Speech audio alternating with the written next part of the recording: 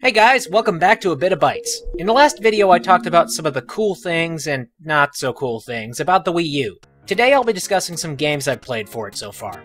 So, let's start off with the game that comes with the deluxe Wii U, Nintendo Land.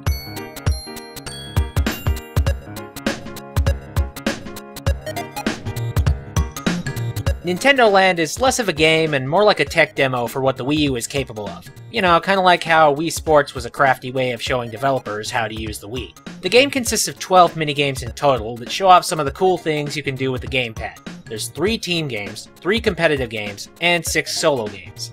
I've tried a few of them, and again, it feels a little like you're just playing a tech demo. A really good tech demo though, and I have a few games that I gravitate to when I'm playing Nintendo Land. My first choice would probably be Balloon Trip Breeze.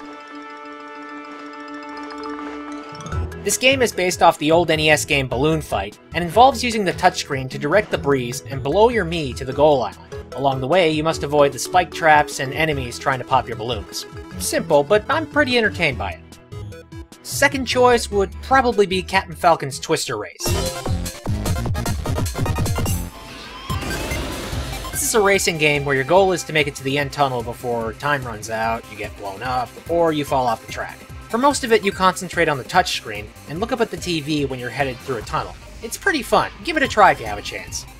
As for the rest, most of them are interesting, but are either not that engaging or are a lot more fun with a whole party. Mario Chase is a tag-style game, so of course that game is more fun with a full party. Luigi's Ghost Mansion involves ghost hunters to catch a ghost being controlled by the person with the gamepad. Metroid Blast is just more fun and chaotic when there's more people. Again, the multiplayer games are 20 times better with a full party. There are rumors floating around about Nintendo Land possibly getting DLC, the rumors stemming from the options menu where a version icon is located. If we do see DLC for Nintendo Land, I'll come back to it and discuss those too.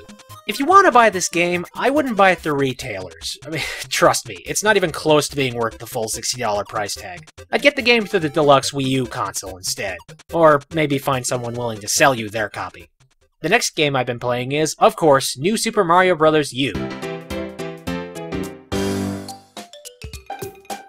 Mario games are usually the killer app when it comes to Nintendo, and very rarely does a Mario game turn out bad. Good to know the tradition keeps up with Mario U. While it plays and looks like the last few New Super Mario games, New Super Mario Bros. U keeps things unique and interesting every single level you play through. The Flying Squirrel Suit, the new power-up in this game, isn't that great, especially when competing with the Raccoon and Tanuki suits in the earlier games. It does give the player a lot more jumping and gliding power, so if you're shooting for the top of the flagpole, this is the power-up you want. Aside from that, most of the previous power-ups make an appearance in this game. To tell you the truth, this is actually the first New Super Mario Wii game I've owned. I ended up skipping the first one because, well, I already had New Super Mario Bros. For the DS, and I didn't see a point to getting the console version. I just stuck with trying out the demo at the local game shop here. But now I've gotten the chance to give it another shot with this new game, and I've discovered that multiplayer Mario is infuriating! Every couple of seconds you accidentally jump on each other, your friends will take all the good items, and now thanks to Boost Mode, the person with the touchscreen can help players out by spawning blocks for them to jump on. This can be used to get players to higher parts of the map, but it's usually used to troll. Although, there are a few things I'm taking from this experience. One is that, despite some gripes, New Super Mario Bros. U is still a fantastic game. And the other is that I need to get some new friends. Next game I've dug my teeth into is Mighty Switch Force Hyperdrive Edition.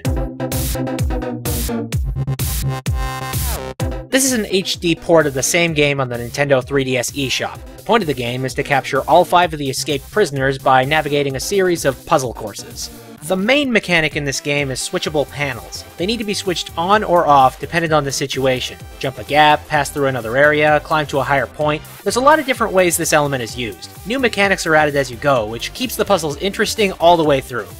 The music in this game is amazingly catchy. Almost every song played in this game has gotten stuck in my head at some point.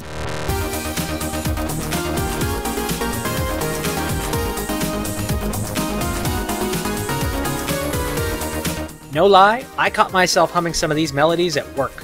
Definitely top-notch stuff. Altogether, this is one of those games that's really hard for me to put down. If you don't have a 3DS, or even if you do have a 3DS, you owe it to yourself to give this game a try. The last game I've played so far is the Wii U launch title, Zombie U. The game centers around a survivor of the zombie apocalypse. He's picked up by a man named the Prepper, who saw the whole thing coming, and he's prepared in a number of ways. He's instructed the survivor to do a list of things to fortify and protect against the zombies. You play as the survivor and do these tasks. Horror games aren't really my cup of tea, but for what it is, it's a pretty different from the masses zombie game. It concentrates more on just plain survival instead of gunning down every single undead thing you see. One slip up, and you're zombie food. You can either play the regular mode, which respawns you as a new survivor with the same objective, or the survival mode, which only lets you live once, and it's game over. This is definitely one of the harder survival games out there. So far, that's all I've played. I'm sure I'll be picking up more at some point. I can't get anything new right now for a number of reasons. I bought the multi-platform games already, I'm not interested in what else is out at the moment on the market, and I'm also flat broke. But you can bet that I'll be picking up new stuff when I can. So, what games are you interested in for the Wii U? Released or not? Feel free to post it in the comments below. That's all for this video. Thanks for watching, everybody!